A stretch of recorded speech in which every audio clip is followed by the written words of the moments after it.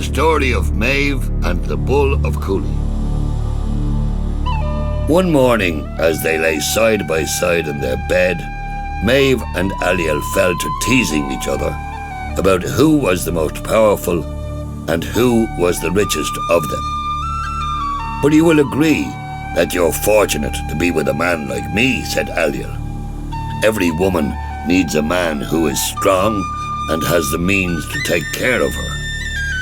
Maeve sat up on her pillow and looked at Aliel in disbelief. "What are you talking about? Am I not one of the bravest warriors in all Ireland? Haven't I won mighty battles and seen countless enemies slain? Am I not considered one of the most desirable women in all Ireland? We are well matched in many things, Aliel, but don't let your imagination run away with you. I am the more powerful in this alliance." This was no longer light-hearted banter. Aliel jumped to his feet and turned to face Maeve, his eyes flashing. "Very well then, let us see who has the most possessions, and let that silence your foolish tongue, woman." Maeve immediately rang the bell to summon her servant. Aliel summoned his. Over the course of that day, they had their servants line up all their possessions in order that they could be compared. There was no difference between them. They compared their jewellery and armour. They compared their tapestries, fine clothes and shoes, but still they were matched exactly. Aliel smiled at Maeve and said, "I am prepared to accept that I was wrong, Maeve.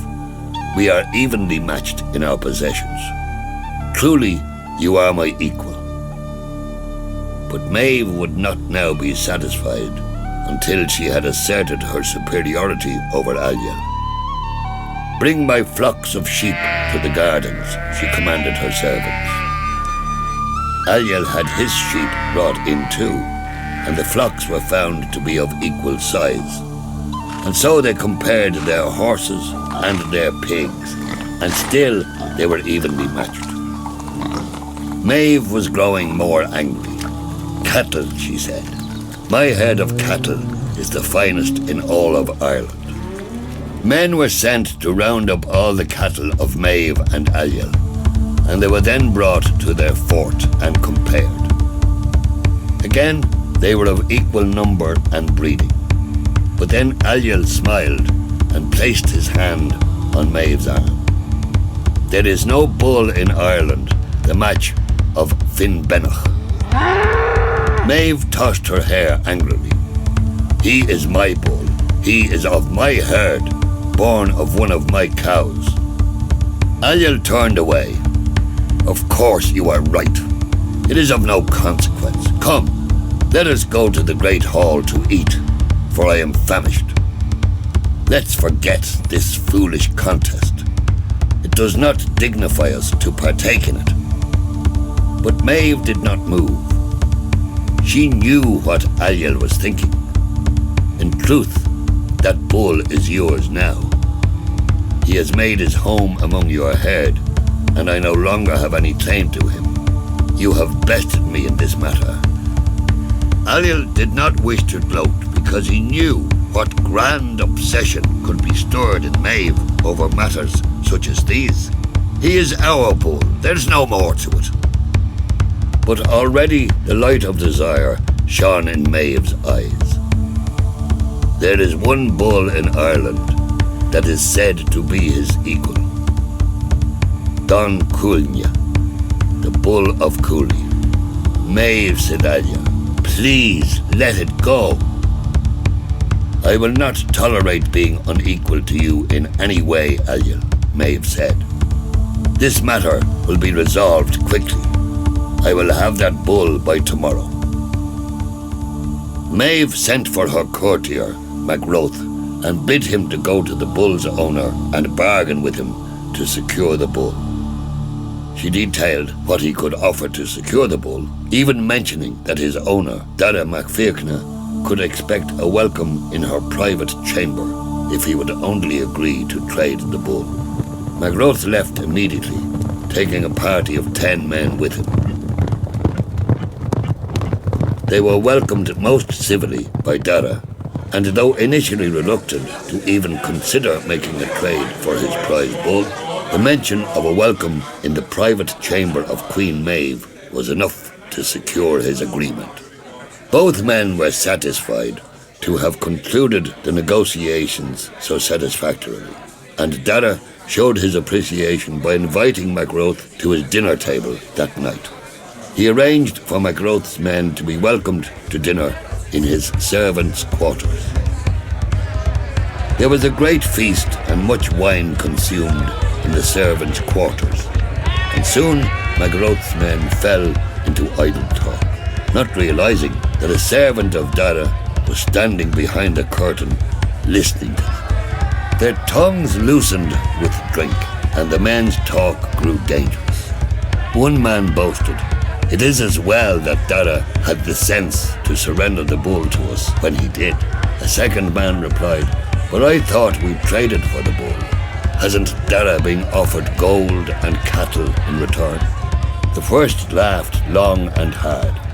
"What you say may be true, but I think it was clear to Dara that we would have the bull either way. It was within his choice whether to give it to us or to have it taken from him.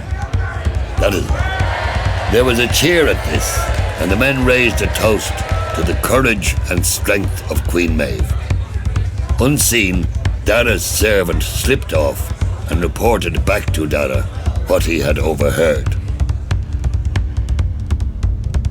Dara was enraged at this news. He immediately regretted having entertained such vain and unscrupulous guests. How could he have accepted the bona fides of an emissary of Queen Maeve? How careless of him. He returned to the waiting Magroth in his dining quarters and briskly told him to pack up and leave before he and his men were killed. Magroth was astonished. What had gone wrong? Weren't relations between them cordial? Dara related the conversation that his servant had overheard. Magroth protested that it was only the drunken talk of ignorant servants, and surely could not be allowed to twist the relationship between two people such as Dara and Maeve. But Dara was beyond considering any excuses. He had been insulted, and it was only with the greatest of restraint that he wasn't killing all of Maeve's party without further explanation. Grateful to escape with their lives, Magroth and his men left for Maeve's castle immediately. Magroth was apprehensive about explaining to Maeve what had happened and the part that his men had played in it, but he need not have been. As Maeve listened to the news, she jumped up, the light of battle in her eyes. Of course, he was never going to give us that bull, not for anything. How dare he treat my men like that, and cast them out of his house? He wants war, and he shall have it. Maeve put out word to her followers all over Ireland that she was amassing a great army for a war on Dara, in revenge for him having insulted her. Maeve was very popular, and she attracted huge support. The finest warriors in the land began to come to Connacht, ready to fight for her honour. The night before they were to launch their campaign, Maeve went to seek the counsel of her wisest druid. She asked him what he saw in store for her. He replied that she would come back alive. "But will we be victorious?" she demanded impatiently. The druid simply answered, "You will come home alive. Whoever may be slain, it will not be you." Maeve was not encouraged by this prophecy, but it was too late to change course. Returning to her chariot for the journey home, she saw a beautiful young woman coming towards her. "Who are you?" Maeve asked. "I am Phelan," she answered. "I am here to warn you that your mission will not go as you expect." Maeve asked again, "But tell me, who are you?" Fedelm answered, I am Fedelm, a prophet, come to tell you that when I think of the future, I see only shades of red for you. Maeve was puzzled. What do you mean? When I think of your great assault on Dara and his armies, I see the men of Connacht covered in blood. Maeve glared angrily at the woman. Some prophet, it is held as a truth all over Ireland that victory will be mine in a matter of weeks. No one could prevail over the great armies that I have assembled from the finest warriors in all of Ireland. What nonsense are you speaking? Fedelm shook her head. You have an enemy that you have not yet seen. He is a fair-haired giant among men. He possesses physical prowess, the like of which has never been seen in this land. He fears no man, and all who come before him shake with terror. Before his spear, blood will flow like rivers from the greatest of your warriors. There will be terrible destruction, anguish and pain. This man is coming now. His name is Cuchulainn. Then, before Maeve could utter another word, the woman disappeared, as if she had never been there in the first place. Within days, Maeve knew that the woman's prophecy had been correct. The battles were not going her way.